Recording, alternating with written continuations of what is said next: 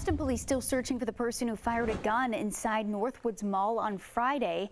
As officers look for that suspect, 911 operators are answering questions about how they handled that influx of calls. Some people complained that they weren't picking up the phone fast enough.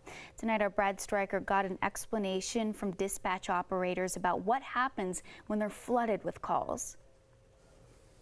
35 people called 911 in 26 minutes on Friday while there was an active shooter inside of Northwoods Mall. But a lot of the people who called only heard this. It was madness at Northwoods Mall after someone shot a gun inside. But it was also madness. Okay, and can you just repeat the address for verification? In this room. People were freaking out. I heard shots fired, and there's calls kept coming and coming and coming in. Alexandria Kidwell has only been working as a 911 operator for a few months. That was the first thing I have ever been in, like a situation like that one.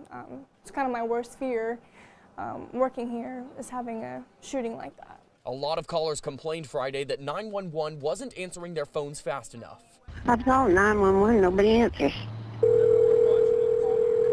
The director of Charleston County's 911 dispatch center says that those delays in answering happened even with 29 people working. That's typical for most days. But there are still just not enough people on duty to handle that influx of calls. Jim Lake tells me 91 people called 911 and hung up. That creates more delays because operators have to call those people back. But the delays in answering the calls didn't mean that there was a delay in responding to them. We had officers on scene within 1 minute and 47 seconds from the time we received the first ring in our center. 911 operators like Alexandria were the first line of defense on Friday night. It's something to be proud of, but it's something that she walked away humbled by.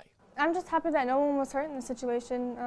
Happy that everything was okay for the most part. Reporting in Charleston, I'm Brad Stryker, Live 5 News.